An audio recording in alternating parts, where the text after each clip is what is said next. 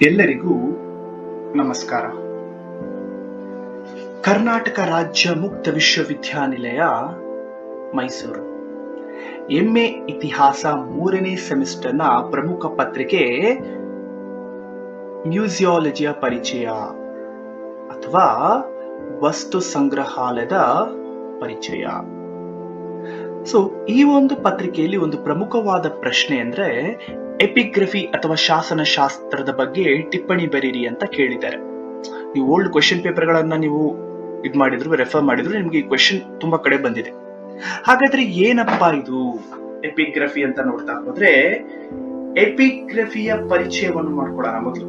ನೋಡಿ, ಎಪಿಗ್ರಫಿ ಎಂಬ ಪದವು ಗ್ರೀಕ್ ಭಾಷೆಯ ಎಪಿಗ್ರಫಿಯನ್ ಎಂಬ ಪದದಿಂದ ಬಂದಿದೆ. ಇದರ ಅರ್ಥ ಇಷ್ಟೇ, ಕಲ್ಲಿನ ಮೇಲೆ ಬರೆಯುವುದು ಎಂದರ್ಥ. ಶಾಸನಶಾಸ್ತ್ರ ಅಥವಾ ಎಪಿಗ್ರಫಿ ಎಂದರೆ ಕಲ್ಲು, ಲೋಹ, ಮಣ್ಣಿನ ಇಟ್ಟಿಗೆ ಅಥವಾ ತಾಮ್ರದ ಫಲಕಗಳ ಮೇಲೆ ಅಥವಾ ಗಟ್ಟಿಯಾದ ವಸ್ತುಗಳ ಮೇಲೆ ಕೆತ್ತಲ್ಪಟ್ಟ ಅಥವಾ ಬರೆಯಲ್ಪಟ್ಟ ಶಾಸನಗಳನ್ನು ಅಭ್ಯಯಿಸುವ ಇತಿಹಾಸದ ಒಂದು ಶಾಖೆ ಇದು ಇತಿಹಾಸ, ಪುರಾತತ್ವಶಾಸ್ತ್ರ, ಭಾಷಾಶಾಸ್ತ್ರ ಮತ್ತು ಸಂಸ್ಕೃತಿ ಅಧ್ಯಯನದ ಒಂದು ಪ್ರಮುಖ ಶಾಖೆಯು ಸಹ ಇದಾಗಿದೆ. ಹಾಗಾದ್ರೆ ಈ ಶಾಸನಗಳು ಮಾನವನ ಚರಿತ್ರೆಯ ಅತ್ಯಂತ ನೇರ ಮತ್ತು ವಿಶ್ವಾಸಾರ್ಹ ದಾಖಲೆ ಅಂತ ನಾನು ಕರಿತೀನಿ. ಯಾಕಂದ್ರೆ ಅವು ರಾಜವಂಶಗಳ ಇತಿಹಾಸ, ಅವರ ಆಡಳಿತ ಪದ್ಧತಿ, ಧಾರ್ಮಿಕ ಆಚರಣೆಗಳು, ಭೂಮಂಜೂರಾತಿ, ಸಾಮಾಜಿಕ ಸ್ಥಿತಿಗತಿ, ವ್ಯಾಪಾರ ಮತ್ತು ವ್ಯವಹಾರ ಮತ್ತು ಸ್ಥಳೀಯ ಭಾಷೆಯ ವಿಕಸನವನ್ನು ತಿಳಿಸುವ ಅಮೂಲ್ಯ ವಸ್ತು. ಭಾರತದಲ್ಲಿ ಸಾಂಪ್ರದಾಯಿಕವಾಗಿ ಶಾಸನಗಳನ್ನು ಅಭಿಲೇಖ ಅಥವಾ ಪ್ರಶಸ್ತಿ ಅಂತಲೂ ಸಹ ಕರಿತೀವಿ.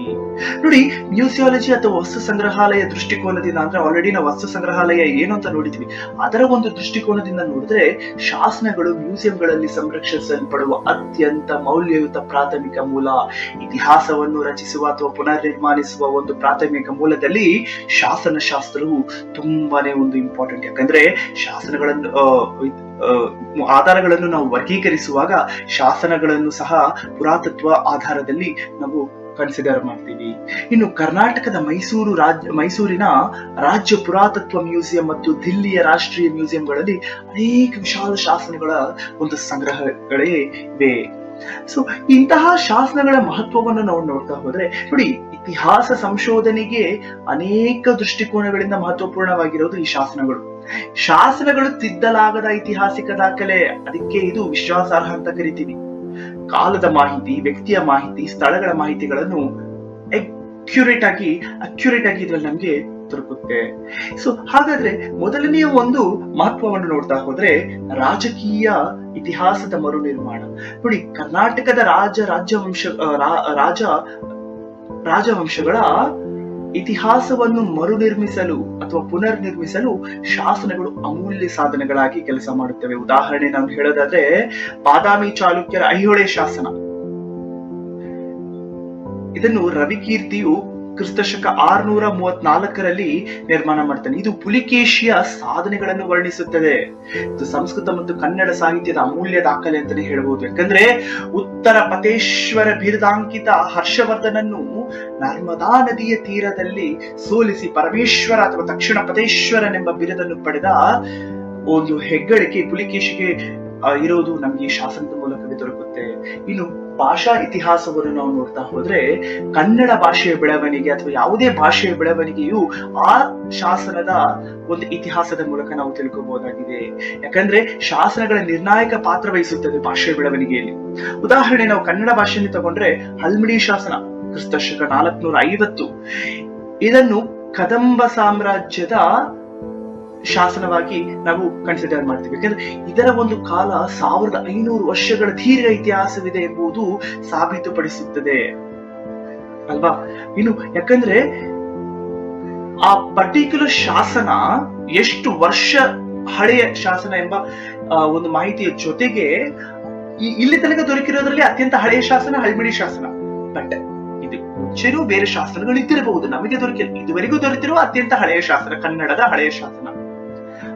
ಇನ್ನು ಸಾಮಾಜಿಕ ಮತ್ತು ಆರ್ಥಿಕ ಇತಿಹಾಸವನ್ನು ನಾವು ನೋಡ್ತಾ ಹೋದ್ರೆ, ಶಾಸನಗಳು ಭೂದಾನ, ತೆರಿಗೆ ವ್ಯವಸ್ಥೆ, ವ್ಯಾಪಾರ ಮಾರ್ಗಗಳು ಮತ್ತು ಗಿಲ್ಡ್ ಸಂಘಟನೆಗಳ ಮಾಹಿತಿಯನ್ನು ಸಹ ನೀಡುತ್ತದೆ. ಉದಾಹರಣೆಗೆ ನಮ್ಮ ಕರ್ನಾಟಕದ ಶ್ರವಣ ಬೆಳಗೊಳದ ಶಾಸನಗಳು ವ್ಯಾಪಾರ ಸಂಘಗಳಾದ ಅಯ್ಯಾಹೊಳೆ ಅಲ್ವಾ, ಅಥವಾ 500 ಸ್ವಾಮಿಗಳ ಶಾಸನಗಳನ್ನು ಸಹ ಇದರ ಶಾಸನಗಳು ನಮಗೆ ದೊರಕಿದೆ. ಇದು ಏನನ್ನ ಹೇಳುತ್ತೆ ಅಂದ್ರೆ ಪ್ರಭಾವ ಮತ್ತು ಅಂತಾರಾಷ್ಟ್ರೀಯ ವ್ಯಾಪಾರಗಳ ಮಾಹಿತಿಯನ್ನು ನೀಡುತ್ತೆ. ಇನ್ನು ಶಾಸನಗಳ ವರ್ಗೀಕರಣವನ್ನು ನಾವು ನೋಡ್ತಾ ಹೋದ್ರೆ ಶಾಸನಗಳನ್ನು ಮೂರು ರೀತಿಯಾಗಿ ನಾವು ವರ್ಗೀಕರಿಸ್ತೀವಿ. ಓಕೆನಾ.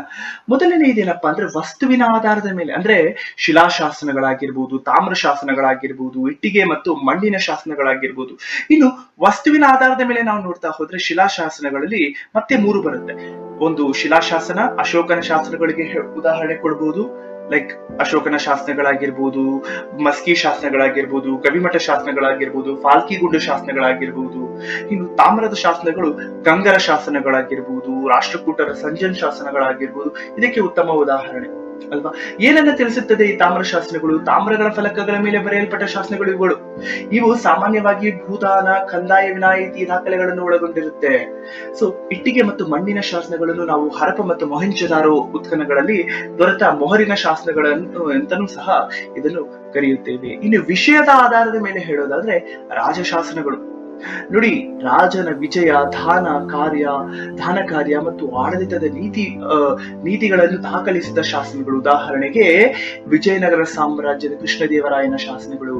ಧರ್ಮದ ಶಾಸನಗಳು ನೋಡಿ, ದೇವಸ್ಥಾನ, ಮಠ, ಧಾರ್ಮಿಕ ಕಾರ್ಯಗಳ ಮಾಹಿತಿಗಳನ್ನು ನೀಡುವ ಶಾಸನಗಳು ಇವುಗಳೆಲ್ಲವೂ. ಉದಾಹರಣೆಗೆ ಹೊಯ್ಸಳ ದೇವಸ್ಥಾನದ ಶಾಸನಗಳು, ಬೇಲೂರು ಮತ್ತು ಹಳೆಬೀಡಲ್ಲಿ ದೊರಕಿದ ಇಂತಹ ಶಾಸನಗಳು. ಇನ್ನು ವೀರಗಲ್ಲು ಮತ್ತು ಸ್ಮಾರಕ ಶಾಸನಗಳು ಮುಖ್ಯವಾಗಿ ಯುದ್ಧದಲ್ಲಿ ವೀರ ಮರಣ ಹೊಂದಿದ ಯೋಧರ ಸ್ಮರಣೆಗಾಗಿ ಸ್ಥಾಪಿಸಲಾದ ಶಾಸನಗಳು. ಇಂತಹ ಸಾವಿರಾರು ಶಾಸನಗಳು ಕರ್ನಾಟಕದಂತೆ ದೊರಕಿದೆ. ಯಾರಿಗಾದ್ರೂ ಇದನ್ನ ನೋಡ್ಬೇಕಂದ್ರೆ ನಮ್ಮ ಬೆಂಗಳೂರಲ್ಲಿ ಯಾರಾದ್ರೂ ಇದ್ರೆ, ನಮ್ಮ ಬೆಂಗಳೂರು ಪ್ರಾಚ್ಯ ವಸ್ತು ಸಂಗ್ರಹಾಲಯದಲ್ಲಿ ಇಂತಹ ಅನೇಕ ವೀರಗಲ್ಲು ಶಾಸನಗಳಿದೆ.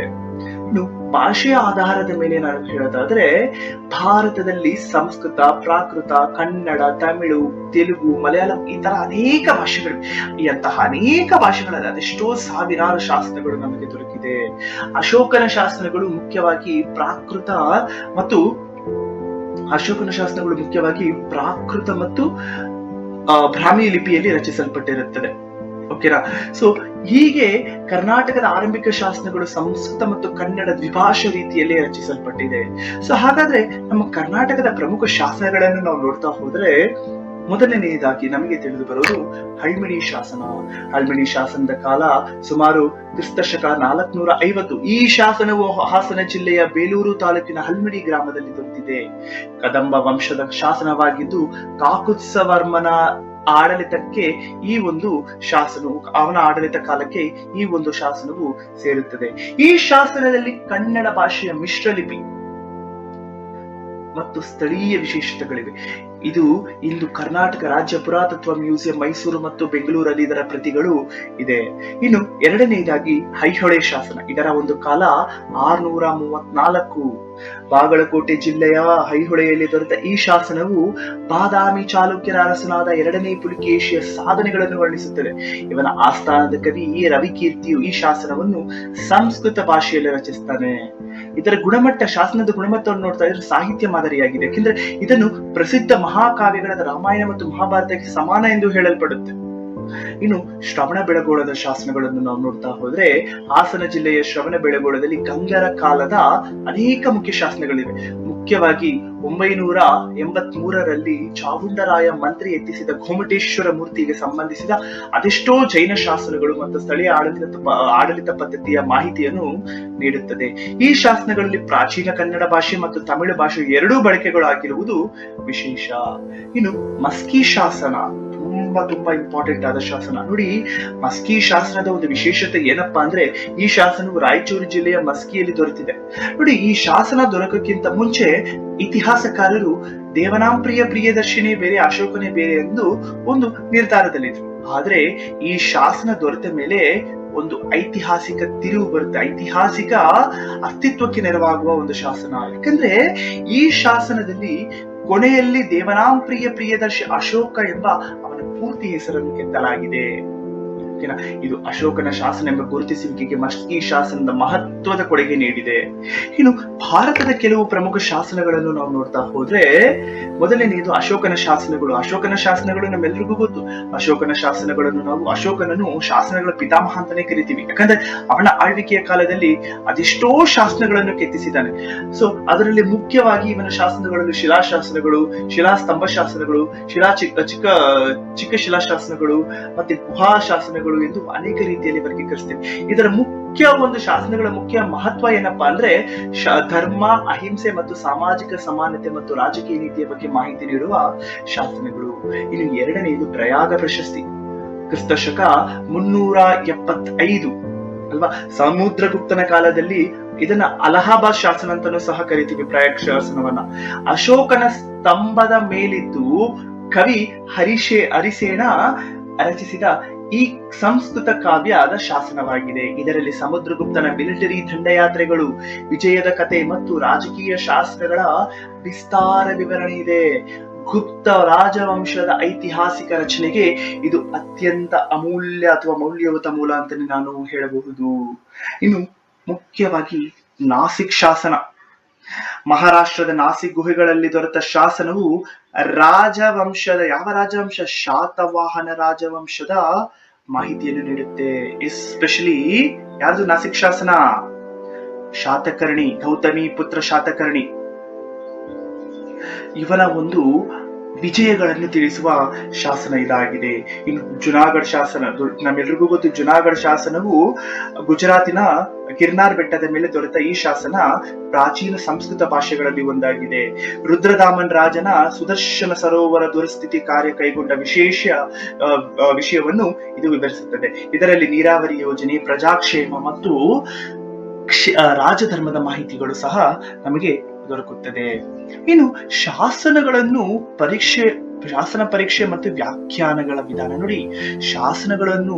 ಎಲ್ಲಾ ಶಾಸನಗಳನ್ನು ನಾವು ಸರಿ ಅಂತ ತಗೊಳಕ್ ಸಾಧ್ಯ ಆಗೋಲ್ಲ. ಯಾಕಂದ್ರೆ ಶಾಸನಶಾಸ್ತ್ರದ ಅಧ್ಯಯನದ ವಿಧಾನ ಅತ್ಯಂತ ಸೂಕ್ಷ್ಮ ಮತ್ತು ತಾಂತ್ರಿಕವಾಗಿ ಇರುತ್ತೆ. ಮ್ಯೂಸಿಯಂಗಳಲ್ಲಿ ಶಾಸನಗಳ ಸಂರಕ್ಷಣೆ ಮತ್ತು ಅಧ್ಯಯನಕ್ಕೆ ಕೆಲವೊಂದು ಮಾನದಂಡಗಳಿದೆ. ಹಾಗಂದ್ರೆ ಏನಪ್ಪಾ ಅಂತ ನೋಡ್ತಾ ಹೋದ್ರೆ, ಮೊದಲನೇದು ದಾಖಲೀಕರಣ. ಶಾಸನದ ಫೋಟೋಗ್ರಾಫ್, ಎಸ್ಟಾಂಪೇಜ್ ಅಂದ್ರೆ ಅಚ್ಚು ತೆಗೆಯುವ ವಿಧಾನ, ರಬ್ಬಿಂಗ್ ಮತ್ತು 3D ಸ್ಕ್ಯಾನಿಂಗ್ ಗಳ ಮೂಲಕ ಶಾಸನಗಳನ್ನು ದಾಖಲಿಸಲಾಗುತ್ತದೆ. ಭಾರತೀಯ ಪುರಾತತ್ವ ಸಂಸ್ಥೆ ಆರ್ಕಿಯಾಲಜಿಕಲ್ ಸರ್ವೆ ಆಫ್ ಇಂಡಿಯಾ ಶಾಸನ ವಿಭಾಗದ ಇಂಡಿಯನ್ ಎಪಿಗ್ರಫಿ ಜರ್ನಲ್ ಮೂಲಕ ಶಾಸನಗಳನ್ನು ದಾಖಲೀಕರಣ ಮಾಡುತ್ತೆ. ಇನ್ನು ಅಕ್ಷರ ಪರೀಕ್ಷೆ ಪ್ಯಾಲಿಯೋಗ್ರಫಿ ಅಂತ ಕರಿತೀವಿ. ಲಿಪಿಗಳ ಅಭ್ಯಾಸ ಅಥವಾ ಪ್ಯಾಲಿಯೋಗ್ರಫಿ ಶಾಸನದ ಕಾಲಗಳ ನಿರ್ಧಾರ ಮಾಡಲು ಅತ್ಯಂತ ಮಹತ್ವದ ವಿಧಾನ. ಬ್ರಾಹ್ಮಿ, ಕುರೋಷ್ಟಿ, ಶಾರದಾ, ಕನ್ನಡ ಮತ್ತು ಇತರ ಲಿಪಿಗಳ ಕಾಲ ಮತ್ತು ಕ್ರಮದ ಬದಲಾವಣೆಗೆ ಅಧ್ಯಯನ ಮಾಡಿ ಇಂತಹ ಶಾಸನಗಳ ಕಾಲಗಳನ್ನು ನಿರ್ಧರಿಸುತ್ತದೆ. ಉದಾಹರಣೆಗೆ ಕ್ರಿಸ್ತಪೂರ್ವ 3ನೇ ಶತಮಾನದ ಬ್ರಾಹ್ಮಿ ಲಿಪಿ ಕ್ರಮೇಣ ಕ್ರಿಸ್ತಶಕ 5ನೇ ಶತಮಾನದ ಕನ್ನಡ ಲಿಪಿಯಾಗಿ ಪರಿವರ್ತನೆ ಆಯಿತೆಂದು ಇದರಿಂದ ನಮಗೆ ತಿಳಿದು ಬರುತ್ತದೆ. ಇನ್ನು ಭಾಷಾ ವಿಶ್ಲೇಷಣೆ ಮತ್ತು ಅನುವಾದ ತುಂಬಾ ಇಂಪಾರ್ಟೆಂಟ್ ನೋಡಿ. ಶಾಸನದ ಭಾಷೆ, ವ್ಯಾಕರಣ ಮತ್ತು ಪದಗಳ ಅರ್ಥ ವಿಶ್ಲೇಷಣೆ ಮಾಡಿ ಅತ್ಯಂತ ಮಹತ್ವಪೂರ್ಣವಾದ ಒಂದು ಮಾಹಿತಿಯನ್ನು ದೊರಕಿಸಿಕೊಡುತ್ತೆ. ಇದು ಕೆಲವೊಮ್ಮೆ ಭ್ರಷ್ಟ ಪಠ್ಯ ಅಥವಾ ಅಸ್ಪಷ್ಟ ಅಕ್ಷರಗಳ ನಿಖರ ಓದಿಗೆ ತಜ್ಞರ ಗುಂಪು ಕಾರ್ಯನಿರ್ವಹಿಸುತ್ತದೆ. ಸೊ ನೆಕ್ಸ್ಟ್ ಮ್ಯೂಸಿಯಂ ಮತ್ತು ಶಾಸನಗಳ ಸಂರಕ್ಷಣೆ ನೋಡಿ. ಮ್ಯೂಸಿಯಾಲಜಿಯ ಚೌಕಟ್ಟಿನಲ್ಲಿ ಶಾಸನಗಳ ಸಂರಕ್ಷಣೆ ಮತ್ತು ಪ್ರದರ್ಶನಗಳು ಒಂದು ಮಹತ್ವದ ಕಾರ್ಯವಾಗಿದೆ. ಶಾಸನಗಳನ್ನು ಸಂರಕ್ಷಿಸಲು ತಾಪಮಾನ ನಿಯಂತ್ರಣ, ಆರ್ದ್ರತೆ ನಿರ್ವಹಣೆ ಮತ್ತೆ ಬೆಳಕಿನ ನಿಯಂತ್ರಣ ಮತ್ತು ಡಿಜಿಟಲ್ ದಾಖಲೀಕರಣಗಳ ವ್ಯವಸ್ಥೆಗಳನ್ನು ಅಳವಡಿಸಿಕೊಳ್ಳುತ್ತೆ ಯಾವುದು ಮ್ಯೂಸಿಯಂಗಳು.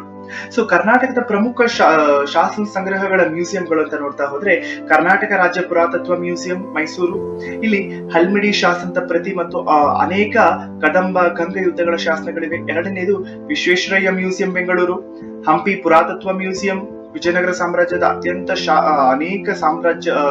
ಅನೇಕ ಶಾಸನಗಳನ್ನು ನಾವಿಲ್ಲಿ ನೋಡಬಹುದು. ಇನ್ನು ಶ್ರೀರಂಗಪಟ್ಟಣದ ಮ್ಯೂಸಿಯಂ. ಸೊ ರಾಜ್ಯ ಮಟ್ಟದಲ್ಲಿ ಭಾರತೀಯ ಪುರಾತತ್ವ ಸಂಸ್ಥೆ ನವದೆಹಲಿ, ರಾಷ್ಟ್ರೀಯ ಮ್ಯೂಸಿಯಂ ನವದೆಹಲಿ ಮತ್ತೆ ಇಂಡಿಯನ್ ಮ್ಯೂಸಿಯಂ ಕಲ್ಕತ್ತಾ ಮುಂತಾದ ಸಂಸ್ಥೆಗಳಲ್ಲಿ ಶಾಸನಗಳ ಸಂರಕ್ಷಣೆ ಮತ್ತು ಅಧ್ಯಯನಗಳಲ್ಲಿ ಮಹತ್ವಪೂರ್ಣ ಕಾರ್ಯನಿರ್ವಹಿಸುತ್ತದೆ. ಇನ್ನು ನಾವು ಶಾಸನಶಾಸ್ತ್ರ ಮತ್ತು ಸಂಬಂಧಿ ವಿಜ್ಞಾನ ಶಾಖೆಗಳನ್ನು ನಾವು ನೋಡ್ತಾ ಹೋದ್ರೆ ನೋಡಿ, ಮೊದಲನೇ ಇದು ಎಪಿಗ್ರಫಿ, ಒಂದು ಅಂತಸ್ತಿನ ಅಂತರ ಶಿಸ್ತಿನ ಇಂಟರ್ ಡಿಸಿಪ್ಲಿನರಿ ಅಂತ ಕರಿತೀವಿ. ಓಕೆನಾ, ವಿಜ್ಞಾನ ಶಾಖೆ ಇದು ಪ್ಯಾಲಿಯೋಗ್ರಫಿ ಅಥವಾ ಲಿಪಿ ಅಭ್ಯಾಸ, ನ್ಯೂಮಿಸ್ಮ್ಯಾಟಿಕ್ಸ್ ಧಾನ್ಯಶಾಸ್ತ್ರ, ಪ್ಯಾಪಿರಾಲಜಿ ಅಂದ್ರೆ ತಾಳೆಗಳನ್ನು ಓದುವ ಅಧ್ಯಯನ ಇದು. ಓಕೆನಾ, ಆರ್ಕಿಯಾಲಜಿ ಆಫ್ ಫಿಲಾಲಜಿ ಅಂದ್ರೆ ಭಾಷಾ ಇತಿಹಾಸ ಮತ್ತು ಶಾಸನಗಳ ಜೊತೆಗೆ ನಿಕಟ ಸಂಬಂಧವನ್ನು ಹೊಂದಿದೆ. ಹಾಗಾದ್ರೆ ಈ ಶಾಸನಶಾಸ್ತ್ರಗಳಿಗೆ ಇರುವ ಸವಾಲುಗಳನ್ನು ನಾವು ನೋಡ್ತಾ ಹೋಗೋಣ. ನೋಡಿ, ಶಾಸನಶಾಸ್ತ್ರ ಅಧ್ಯಯನದಲ್ಲಿ ಅನೇಕ ಸವಾಲುಗಳಿವೆ. ಯಾಕಂದ್ರೆ ಶಾಸನಗಳು ಹವಾಮಾನ ಬದಲಾವಣೆ ಮತ್ತು ಮಾಲಿನ್ಯೀಕರಣದಿಂದ ಹಾನಿ, ಮತ್ತೆ ಅಕ್ರಮ ಉತ್ಖನನ ಮತ್ತು ಕಳ್ಳ ಸಾಗಣೆ, ಪ್ರಾಚೀನ ಲಿಪಿ ಓದಲು ತಜ್ಞರ ಕೊರತೆ ಮತ್ತು ಗ್ರಾಮೀಣ ಪ್ರದೇಶಗಳ ಶಾಸನಗಳ ದಾಖಲೀಕರಣ ಕಠಿಣ. ಆದರೆ 3D ಸ್ಕ್ಯಾನಿಂಗ್, RTI ಅಂದ್ರೆ ದ ರಿಫ್ಲೆಕ್ಟೆನ್ಸ್ ಆಫ್ ಟ್ರಾನ್ಸ್ಫಾರ್ಮೇಶನ್ ಇಮೇಜಿಂಗ್ ಅಂತ ಕರಿತೀವಿ, ತಂತ್ರಜ್ಞಾನ ಮತ್ತು ಡಿಜಿಟಲ್ ಡೇಟಾಬೇಸ್ ಅಭಿವೃದ್ಧಿ ಸವಾಲುಗಳು ಸಹ ನಿಭಾಯಿಸಲು ಸಹಾಯ ಮಾಡುತ್ತದೆ. ಇಂತಹ ಸವಾಲುಗಳನ್ನು ಈ ಒಂದು RTI ಆಗಿರ್ಬೋದು, 3D ಸ್ಕ್ಯಾನಿಂಗ್ ಆಗಿರ್ಬೋದು, ಇವುಗಳನ್ನು ಸುಧಾರಿಸಲು ಇವುಗಳು ಸಹಾಯ ಮಾಡುತ್ತೆ. ಕೊನೆಯದಾಗಿ ಇದರ ಒಂದು ಉಪಸಂಹಾರ ಮಾಡೋದಾದ್ರೆ, ಎಪಿಗ್ರಫಿ ಅಥವಾ ಶಾಸನಶಾಸ್ತ್ರವು ಇತಿಹಾಸದ ಮರುನಿರ್ಮಾಣದ ಅತ್ಯಂತ ಭರವಸೆ ಪೂರ್ಣ ಸಾಧನೆಗಳು. ಕರ್ನಾಟಕದ ಹಲ್ಮಿಡಿ ಶಾಸನ, ಐಹೊಳೆ ಶಾಸನ, ಮಸ್ಕಿ ಶಾಸನ, ಶ್ರವಣಬೆಳಗೊಳದ ಶಾಸನಗಳು, ಅಲ್ಲಿಂದ ಹಿಡಿದು ಅನೇಕ ಭಾರತ ಮಟ್ಟದ ಅಶೋಕನ ಶಾಸನಗಳು, ಪ್ರಯಾಗ ಶಾಸನ ಅಂದ್ರೆ ನಾಸಿಕ್ ಶಾಸನ, ಎಷ್ಟೋ ಶಾಸನಗಳು ಭಾರತದ ಅಮೂಲ್ಯ ಸಾಂಸ್ಕೃತಿಕ ಪರಂಪರೆಯ ಭಾಗವಾಗಿದೆ. ಮ್ಯೂಸಿಯಾಲಜಿ ವಿಭಾಗದ ದೃಷ್ಟಿಯಿಂದ ನೋಡಿದಾಗ ಮ್ಯೂಸಿಯಾಲಜಿಗಳಲ್ಲಿ ಶಾಸನಗಳ ವೈಜ್ಞಾನಿಕ ಸಂರಕ್ಷಣೆ, ಡಿಜಿಟಲ್ ದಾಖಲೀಕರಣ ಮತ್ತು ಸಾರ್ವಜನಿಕರ ಶಿಕ್ಷಣ ಇಂದಿನ ಅತ್ಯಂತ ಮಹತ್ವಪೂರ್ಣ ಆದ್ಯತೆಗಳಾಗಿವೆ. ಒಟ್ಟಾರೆಯಾಗಿ ಹೇಳೋದಾದ್ರೆ, ಶಾಸನಶಾಸ್ತ್ರವು ಭಾರತ ಮತ್ತು ಕರ್ನಾಟಕ ಸಂಸ್ಕೃತಿಗೆ ಭಾಷೆ, ರಾಜಕೀಯ, ಸಂಸ್ಕೃತಿ ಮತ್ತು ಸಾಮಾಜಿಕ ಇತಿಹಾಸವನ್ನು ಅನಾವರಣಗೊಳಿಸುವ ಒಂದು ಶಕ್ತಿಯುತ ವಿಜ್ಞಾನದ ಶಾಖೆ. ಓಕೆನಾ, ಸೊ ಹೀಗೆ ಇದನ್ನು ನೀವು ಉಪಸಂಹರಿಸಬಹುದು. ಸೊ ಇದು ಮ್ಯೂಸಿಯಾಲಜಿ ಹಾಗೂ ಅದರ ಒಂದು ಅಧ್ಯಯನದ ಅವಿಭಾಜ್ಯ ಅಂಗವಾಗಿ ಪ್ರತಿ ಇತಿಹಾಸ ವಿದ್ಯಾರ್ಥಿಗಳು ತಿಳಿದುಕೊಳ್ಳಬೇಕಾದ ಅಮೂಲ್ಯವಾದ ಜ್ಞಾನದ ಶಾಖೆಯಾಗಿದೆ.